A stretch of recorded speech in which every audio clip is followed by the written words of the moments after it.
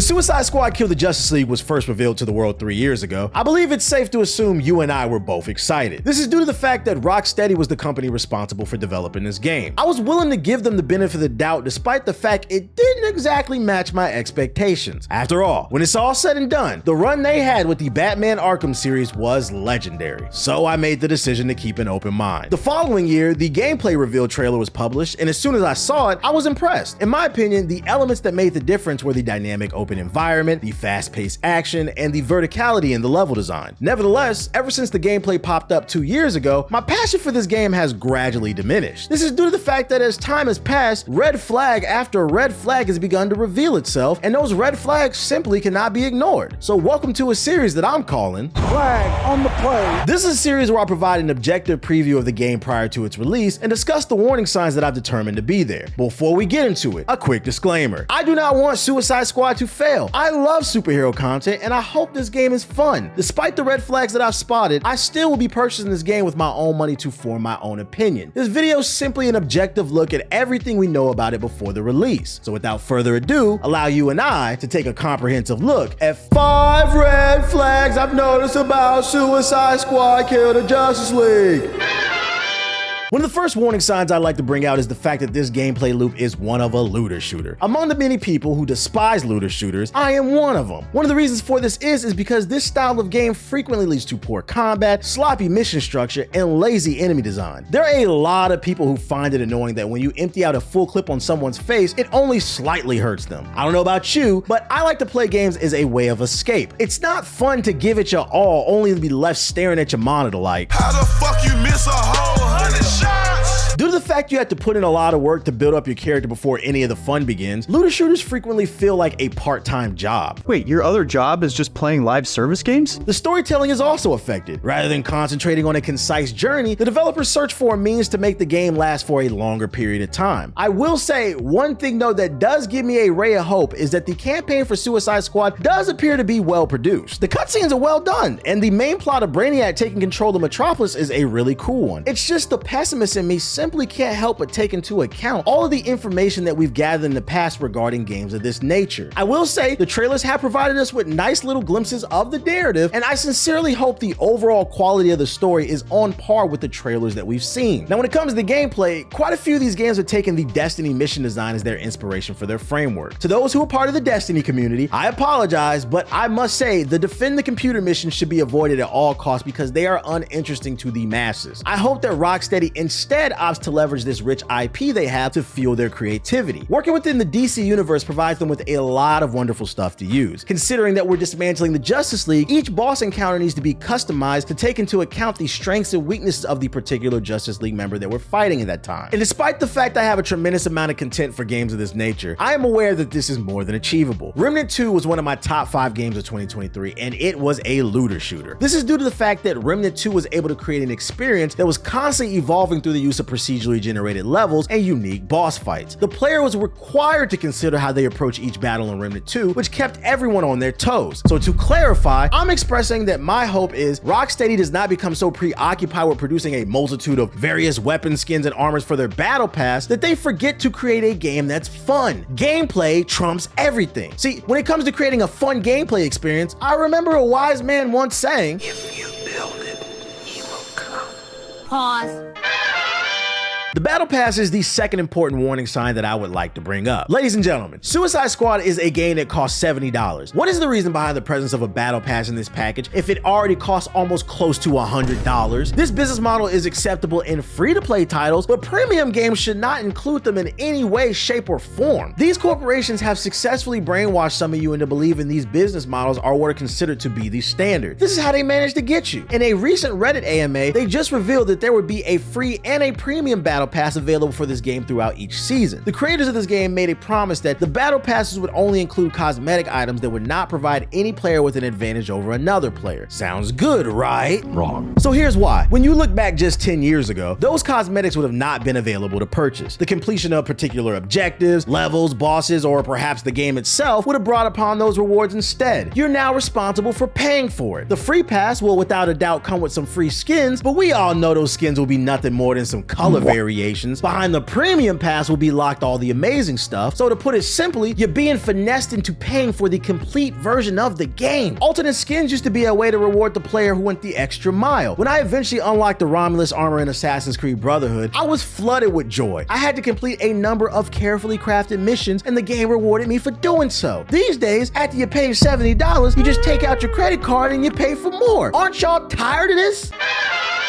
I just want to point out the next red flag I'm going to state is primarily based on speculation. Take this information with a grain of salt. Something I think should be a warning sign is the fact that two people who founded Rocksteady departed the studio while they were still working on Suicide Squad. From what I hear, the game had been in development for a total of 6 years, and by the time they had reached the 5th year, the game had been completed in its entirety. As a result, their departure was initially just a yellow flag more than a red flag. What made my ears perk up is when news broke that Rocksteady's creators had established a new studio under the name 100 Star Games 2 weeks before the release of Suicide Squad. Two factors make this an important point. A new studio says that they weren't ready to retire from game development and ride into the sunset. If I were to take a wild guess, I would say they were probably sick of dealing with their publisher at the time, which was WB Games. Here's the second reason this matters. As someone who's capable of being petty, I would like to state that I am able to recognize petty behavior when I see it. In 2022, they parted ways with Rocksteady, but they waited to make that announcement that they were creating a new studio 2 weeks before Suicide Squad launch. That particular timing is not a coincidence in my opinion. So like I stated earlier, petty.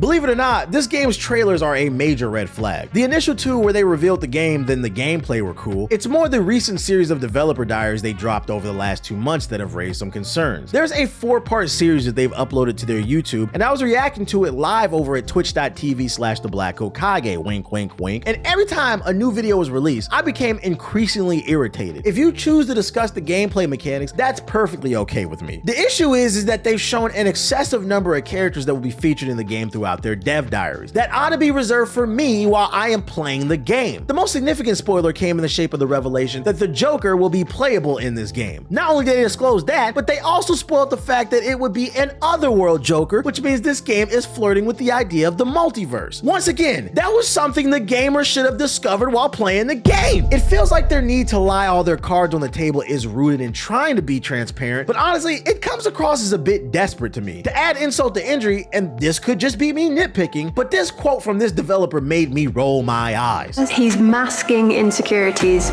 with traditional Joker behavior.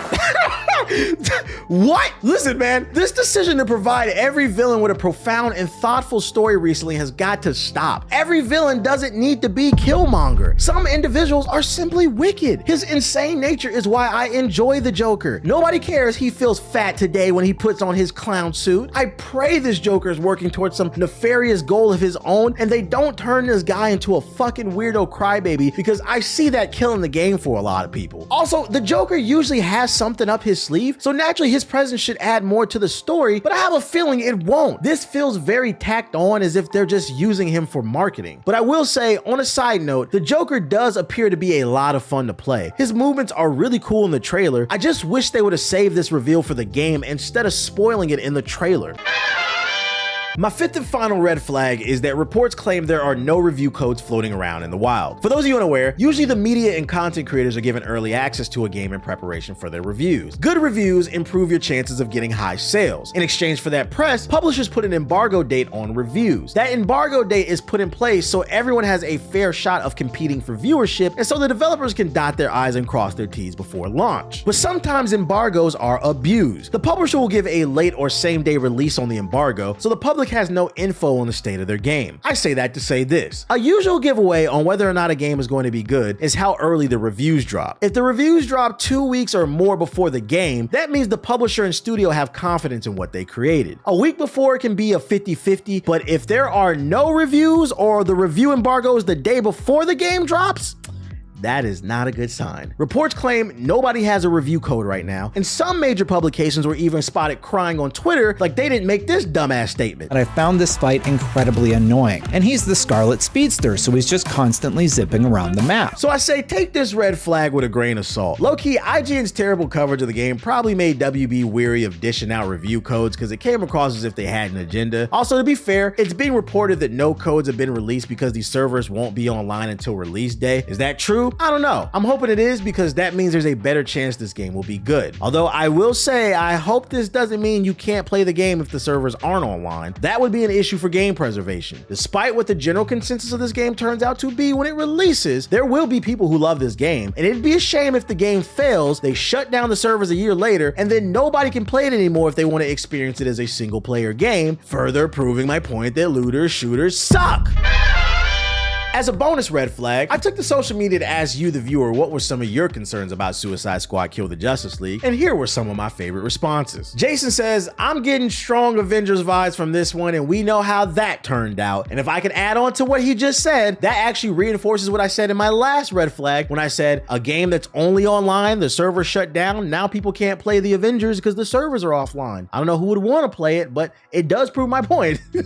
Shadow says, my biggest concern is WB made Rocksteady make this game over their dream Superman game. And I say, is that true? I don't know. If my editor can bring up an article or something like that, I don't know. I've never heard that one. Can anybody confirm whether or not that's true in the comment section? Because that's interesting. EB Max says, I'd say my biggest concern is this game exists. Taco Sensei had something positive to say, and I wanted to include it. I got to be a playtester in the alpha, and after the weekend, my concerns turned into excitement. The little we got to play of the story, you can clearly see that arc of magic in it. The gameplay loop was surprisingly addictive. I'm also glad to hear that all the post-release playable content will be free, but knowing Warner Bros. And what happened to Mortal Kombat 1, I'm kind of scared to see the amount of paid skins and how much they will actually cost. Greg says, my biggest concern with this game is it looks like it'll be fun with friends, but completely boring when you run it solo. Forbidden One says, my biggest concern is the waste of Kevin Conroy's last voice acting performance being wasted on such a trash title that's focused on such terribly uninteresting cast of characters and a terribly uninteresting premise. Mr. Frozen says, my biggest concerns is that it'll be good for the first 10 to 20 hours, then it becomes repetitive, the speed at which they update and add new characters, the in-game content actually being fun, and the full game being completely different from the alpha. Jay Grove says he's concerned about unique enemy variety. The new Prince of Persia game surprised him on how diverse each enemy was that you encounter throughout the play areas. From the footage we've seen so far, most of the enemies show a lack of aggressiveness and variety. Kate says, my concern is the leaked UI is atrocious. I'm really hoping it doesn't look like that in the final build. LWB says, my concern is, will it run well? Mob Baxter says, my concern is the same complaint with all open world games. Please let this open world be alive and at least something entertaining and interactive. Ace says, my biggest concern is the black man dying. OG Sage says, my biggest concern is we haven't seen a full uncut playthrough of a mission. Even if it's just a small side mission, show us how weapons drop, menu gear screens, mission rewards, etc. Homeless Girl says, my biggest concern is that the servers will be shut down not long after the game launches because they're not seeing the player count they wanted or expected for a live service game. Alicio says, my biggest concern is that TBH's black ass is gonna uninstall it after playing for 10 minutes. AJ Denny says he's worried about glitches and he's also hoping the game isn't short. Icto says, if this was free to play, it's still basically all of Apex's players because Apex is only living because there's no competition. And to Icto, I say, what the fuck does that have to do with the Suicide Squad? Let's stay on topic, buddy. Blaze's biggest concern is the Joker not being psycho enough. Skeptor's biggest concern is that bullshit ass battle pass we saw in the leaks. Save Seti's biggest concern is that he feels like each character should have had a particular job on the team to make them feel more different. He says Deadshot could have worked from a distance to expose weak points and stun enemies. King Shark could have been the one to pull up on the stunned enemies and get big damage up close. Harley Quinn could have did crowd control with different types of bombs and traps. And Boomerang Man could have been the antagonizer and the cleanup guy who gets in close and just cleans up a bunch of enemies really quickly. Another red flag I spotted is you haven't noticed there's a giant card on your screen. Click that card and it'll take you to my video of me roasting Baldur's Gate 3's companions. If you want a good laugh, just click the card on the screen right now. Otherwise, I'm gonna have to say you're a red flag.